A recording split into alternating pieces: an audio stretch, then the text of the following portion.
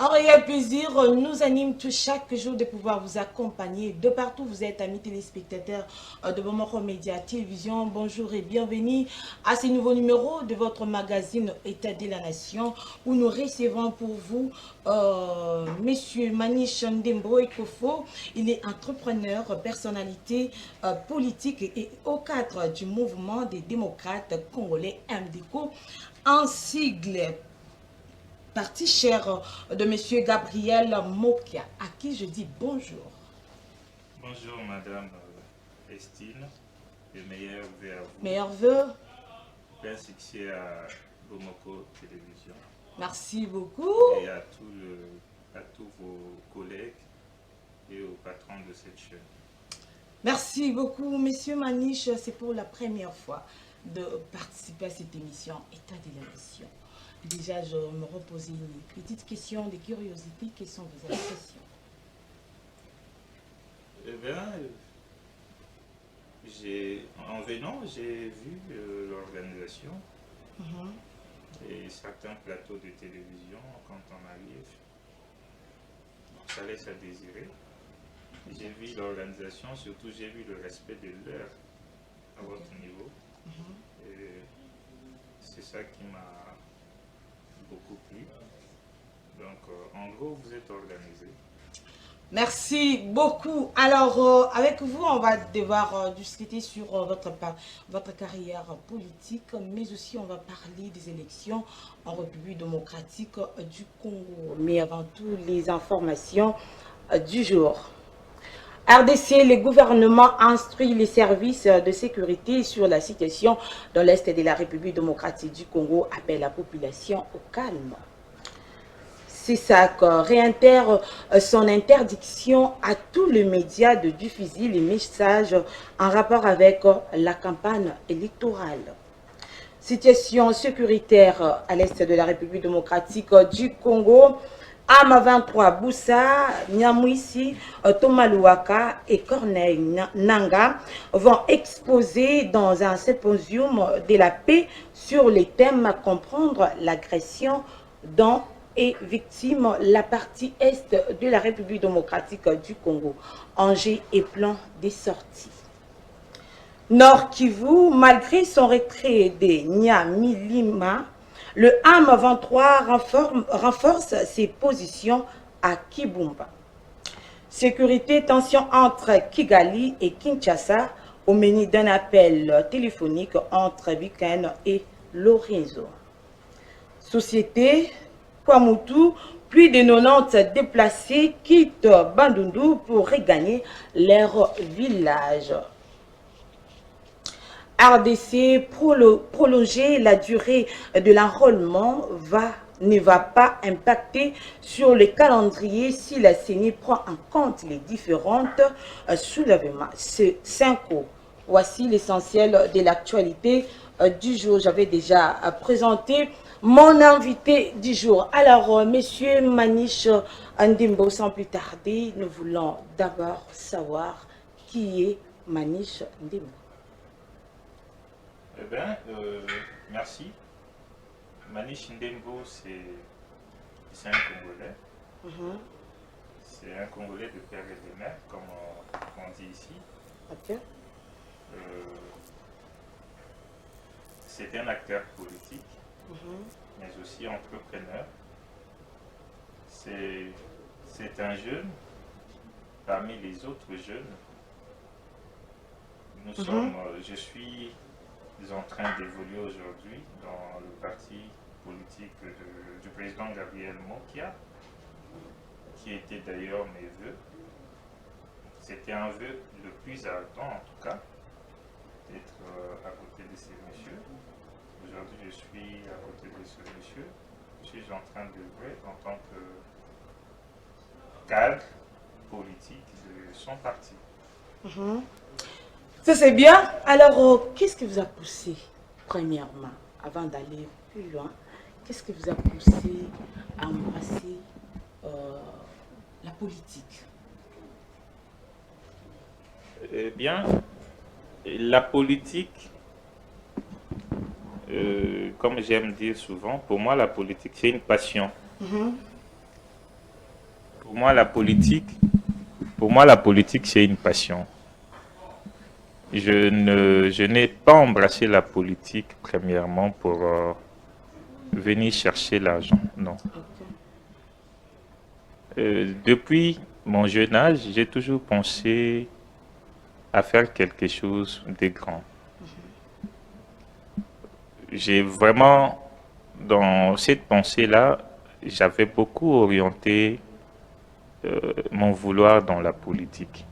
Mais je ne voulais pas commencer la politique en venant chercher l'argent dans la politique. Voilà pourquoi j'ai fait les écoles et j'ai commencé ma vie entrepreneuriale et je me suis vu maintenant prêt à faire la politique active. Voilà, je suis dans la vie politique active. Très bien. Alors, il y a beaucoup des acteurs politiques, les leaders politiques et autres. J'aimerais savoir, c'était quoi votre motivation? Qu'est-ce qui vous a poussé? Et c'était quoi la conviction, en fait, de pouvoir travailler avec M. Mokia? D'abord, si vous regardez l'histoire du Congo, partant de nos pères de l'indépendance, si vous regardez bien, la plupart d'entre eux naviguaient dans les trentaines. Nos pères de l'indépendance étaient animés de l'amour, vraiment de la patrie. Si vous regardez même bien, beaucoup d'entre eux ont laissé leur famille de façon très modeste. Alors nous aussi, nous étions dans cette lignée-là.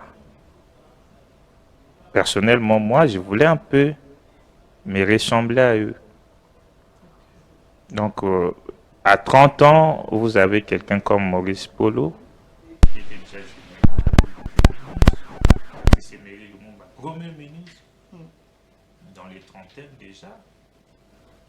Ce n'est pas ce que nous voyons aujourd'hui. Il y a quelques exceptions près. Maintenant, il fallait que je fasse ma politique auprès de quelqu'un qui partage, à qui je trouve mes valeurs républicaines en lui. Et cette personne, pour moi, c'est M. Gabriel Mokia. Voilà pourquoi j'ai choisi de travailler dans le parti du président Gabriel Mokia. Parce que lui, il incarne les valeurs que moi je défends. Et ça date déjà comment? Bon, j'étais d'abord distant parce que je le suivais je le suivais souvent à distance. Ce n'est qu'en 2000, on va dire en 2020, que j'avais vraiment décidé de l'approcher.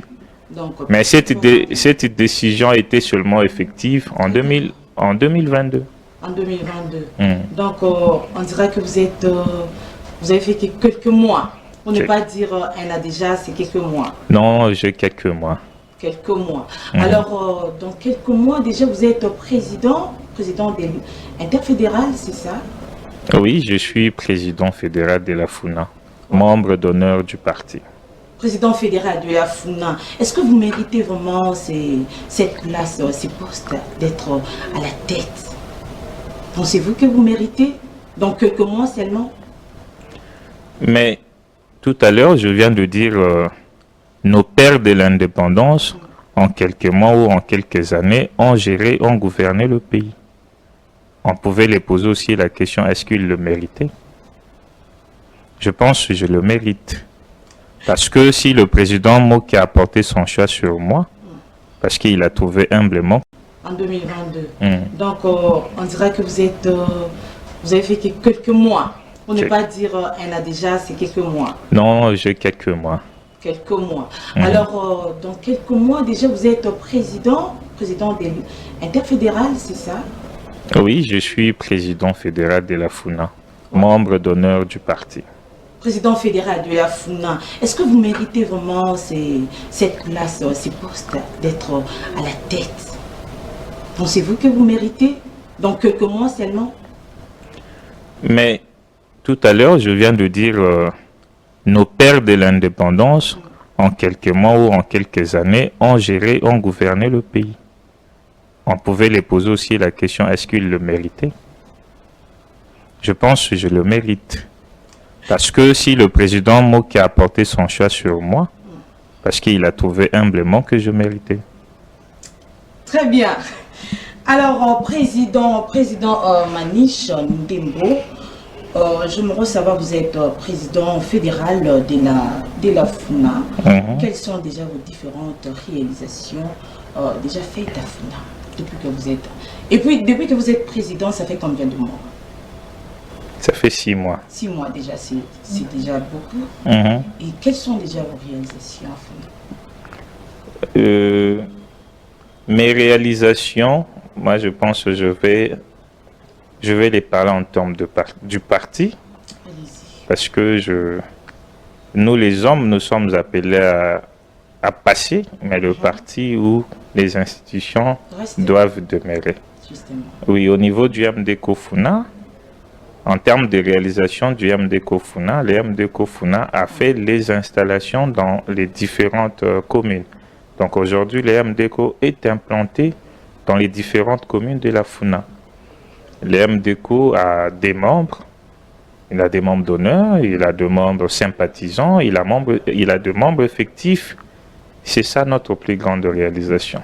C'est la visibilité du parti au niveau de la FUNA.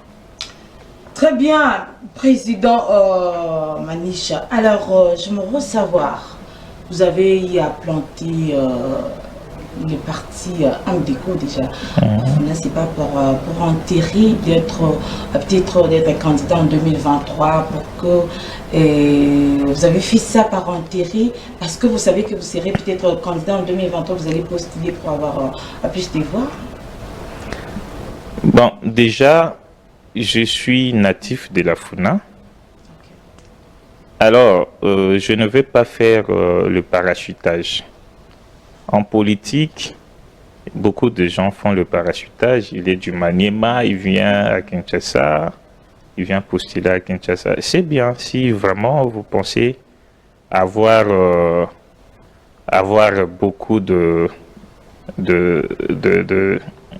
avoir une grande base, je voulais dire. Mais moi, je pensais commencer par chez moi. Parce que la charité bien ordonnée commence par chez soi-même. Donc, j'ai toujours voulu commencer tout ce que je fais par chez moi. Même dans ma vie, lorsque j'ai décidé de louer la maison pour la première fois de ma vie, j'ai commencé à louer dans ma commune. Voilà. Vous aimez beaucoup votre commune, hein? Exactement, puisque je suis censé, je suis ici, c'est parce que cette commune m'a porté à cœur. Les habitants de cette commune et de cette circonscription m'ont porté à cœur. Aujourd'hui, je suis le symbole, normalement, de la modernisation qui devait être dans nos communes. Très bien. Alors, vous serez candidat en 2023. Exactement. Vous allez postuler. Bien entendu. Déjà, MDECO va aligner les candidats à tous les niveaux. Le MDECO va aligner les candidats dans tous les Congos. Puisque le MDECO, c'est un grand parti. En MDECO, nous défendons une tripartite, je veux dire, on a les idées, les actions et puis élections. Donc, au niveau du MDECO, nous avons déjà posé des actions dans presque 26 provinces qui regorgent la RDC et nous nous disons être prêts à affronter les échéances électorales prochaines sur toute l'étendue du territoire national. Mais aussi, vous allez aligner les candidats à la présidence, députés et tout et autres. Non, le MDECO est dans l'Union sacrée. Nous, au MDECO, notre candidat, c'est Félix Antoine Tshisekedi Tshilombo. Oui. Donc, vous allez vous limiter seulement par à la députation et autres. Sur cette question, mon président national, il est clair là-dessus. On n'a pas un autre candidat président de la République si ce n'est pas Félix Antoine Tshisekedi. Alors, quels sont les éléments vous soutenez? MDECO soutient vous êtes dans l'union sacrée. Quels sont les éléments qui peuvent faire échouer Félix-Antoine Tshisekedi Tshilombo en 2023 ou qui peuvent donner la réussite à Félix-Antoine Tshisekedi Tshilombo en 2023? Ben, je vais vous parler d'abord d'un élément qui est pratique que moi-même j'ai vécu. C'est d'abord la gratuité sur l'enseignement qui a été matérialisée. La gratuité, elle est concentrée sur la Constitution. La gratuité sur l'enseignement, mais dans les établissements primaires publics. Ça a été matérialisé vraiment par le président Félix Tshisekedi. Et une autre chose, c'est sur la question de passeport. Je vais dire des choses que moi j'ai... Moi j'étais à l'Athénée de la Gombe, j'ai quand même des enfants qui sont à l'Athénée de la Gombe. Et je vis avec quelle qualité, mais sur le même enseignement que moi je connais. Parce que moi-même je suis sorti de cette école-là. J'étais aujourd'hui...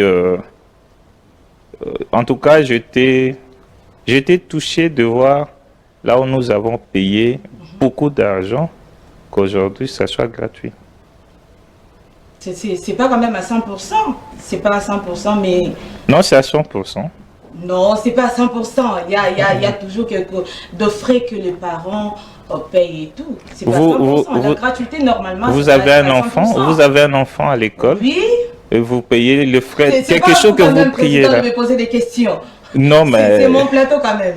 Non, mais moi je vais... Parce que vous devez poser des questions. En tant que journaliste, vous avez fait des investigations. Je parle. Maintenant, pouvez-nous aussi les éléments de vos investigations? Mais beaucoup de parents disent qu'on ne paye pas... Enfin, la gratuité, c'est pas à 100%. Et puis, avec quelle qualité d'enseignement? C'est regrettable. Quelles sont les écoles que l'UDPS, enfin l'Union Sacrée, pour ne pas parler de l'UDPS, l'Union Sacrée a construit? Je vous ai parlé d'un exemple pratique. Je vous ai parlé de l'Athénée de la Gombe. Je vous ai parlé des passeports. Aujourd'hui, quand vous partez un peu partout, vous achetez le passeport. Hier, qui était un casse-tête, vous avez un passeport hier, vous connaissez le prix que vous avez le passeport. Et aujourd'hui aussi, vous connaissez. C'est vrai, vous pouvez me dire que il y a un peu de brebis galeuses qui jusque-là n'arrivent pas à appliquer à 100% les recommandations ou les instructions du chef de l'État. Mais on va y arriver. On va y arriver. Déjà, il a commencé à balayer sur son entourage pour la première fois, de voir un président de la République en RDC le faire. Il a balayé à la fin de son mandat. Il a balayé à la fin. Non, mais... On était ici, on criait presque chaque jour, les analystes politiques indépendants passaient ici, criaient presque chaque jour. Le président est mal entouré. Le président, c'est pas à 100%. Et puis, avec quelle qualité d'enseignement? C'est regrettable. Quelles sont les écoles que l'UDPS, enfin l'Union Sacrée, pour ne pas parler de l'UDPS, l'Union Sacrée a construit? Je vous ai parlé d'un exemple pratique. Je vous ai parlé de l'Athénée de la Gombe. Je vous ai parlé des passeports. Aujourd'hui, quand vous partez un peu partout, vous achetez le passeport. Hier, qui était un casse-tête, vous avez un passeport hier, vous connaissez le prix que vous avez le passeport. Et aujourd'hui aussi, vous connaissez.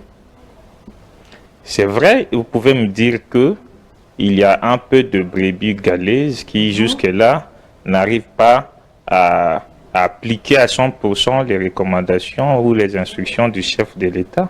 Mais on va y arriver. On va y arriver. Déjà, il a commencé à balayer sur son entourage pour la première fois, de voir un président de la République en RDC le faire. Mais il a balayé à la fin de son mandat. Il a balayé à la fin. Non, mais... On était ici, on criait presque chaque jour, les analystes politiques indépendants passaient ici, criaient presque chaque jour.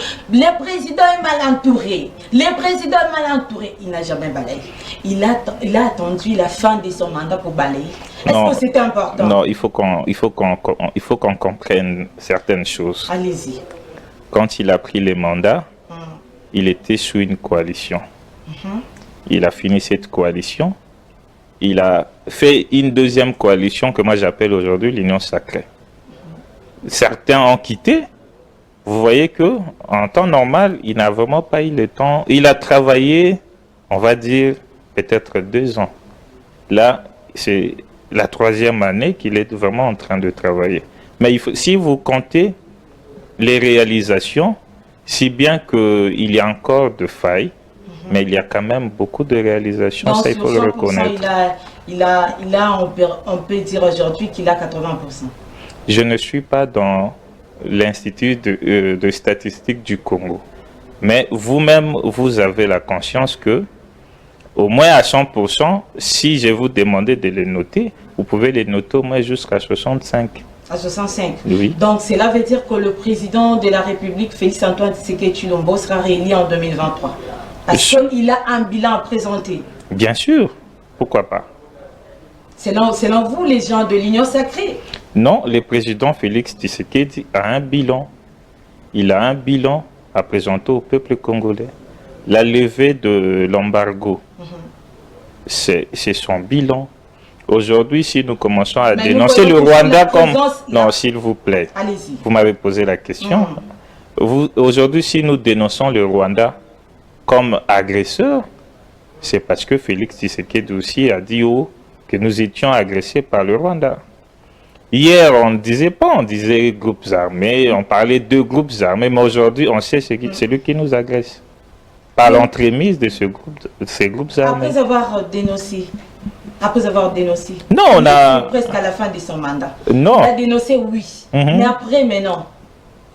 Non, aujourd'hui, si vous regardez bien, dans les différentes résolutions, il y a la communauté internationale qui condamne exactement le Rwanda en tant que, je vais dire, en tant qu'instigateur de cette agression-là. Donc, dire qu'il est à la fin de son mandat, vous savez ce que Félix Tshisekedi, quand il est venu, heureusement pour lui, directement, il a eu la présidence de l'Union africaine. C'est à travers le président Félix Tshisekedi, nous étions encore revenus dans le concert de nations. Vous avez parlé ici de la levée de l'embargo. Oui. Oui, on est vraiment d'accord. Mais avec la présence de la MONUSCO ici, on a crié ici l'autre fois ici, nous voulons le départ de la MONUSCO, nous voulons le départ de la MONUSCO. On a encore rajouté 1 an pour la MONUSCO ici. C'est lui qui les a emmenés ici. C'est Félix qui a emmené la MONUSCO ici. C'est un processus. Notre pays est agressé. Il faut des processus parce que ce sont des traités internationaux. Ça ne se finit pas comme ça.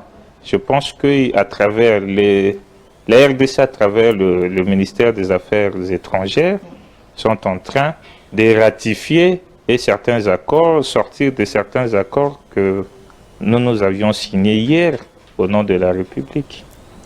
Très bien, merci beaucoup, Président Maniche. Alors, je me reposais une question aussi concernant toujours les élections en République démocratique du Congo. Nous avons vu avec la publication du calendrier électoral ici que Denis Kadima nous a présenté. Il y a eu des contestations de partout, surtout les gens de l'opposition ne veulent pas même aller s'enrôler aux élections avec le bureau de Kadima. Alors, ma question est de savoir quelle crédibilité donnez-vous à ces calendriers électoraux?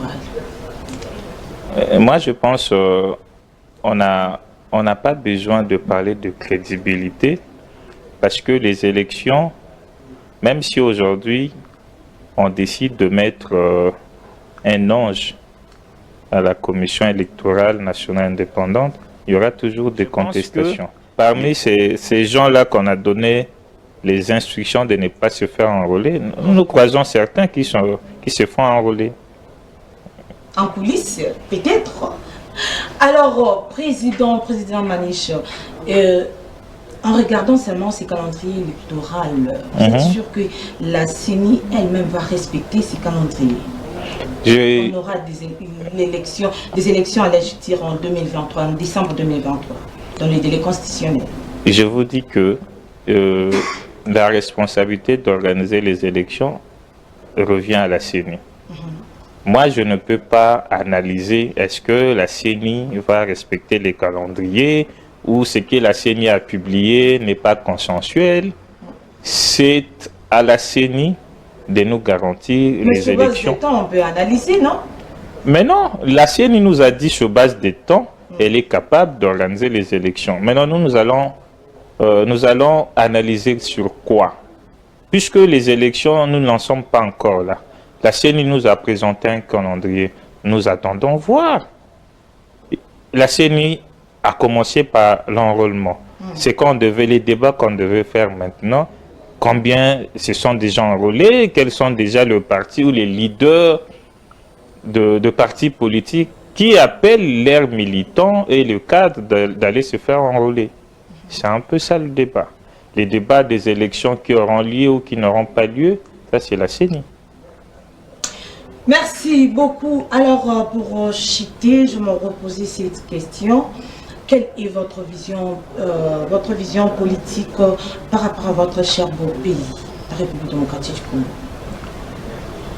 Merci. La RDC mérite mieux.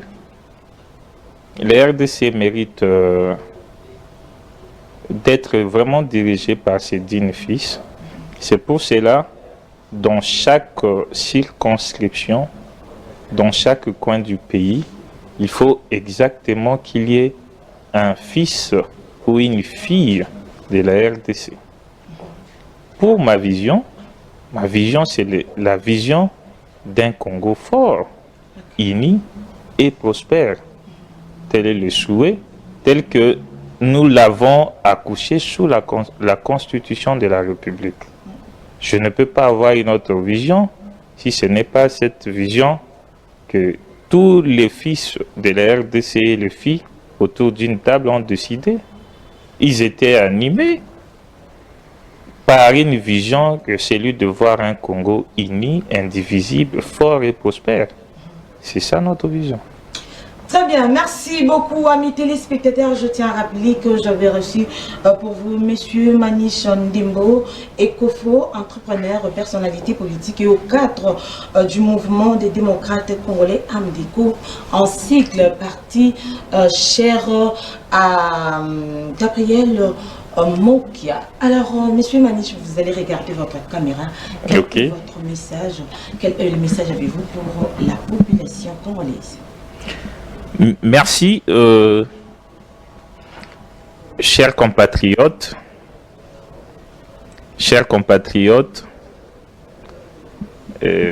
je suis votre frère, je suis votre fils, je suis votre grand frère, je suis votre compatriote. Ce que je vous demande, notre pays est en train de passer des moments sombres de son histoire, mais aussi des moments de son élan. Je vous demande de faire confiance au gouvernement de la République pour la cessation des hostilités et de l'agression dans l'est de notre pays, mais aussi je vous demande de vous faire enrôler massivement dans les différents coins et recoins du territoire national pour aller remplir votre devoir. Parce que voter, c'est un droit et un devoir civique. Faites confiance à la République, surtout, faites confiance à vos institutions et faites confiance aussi à Gabriel Mokia, qui est aux côtés du président Félix Tshisekedi. Pour la population de la Funa, nous arrivons pour notre modernité, pour la modernité de notre district. Je vous remercie. Merci beaucoup, Président, d'être venu.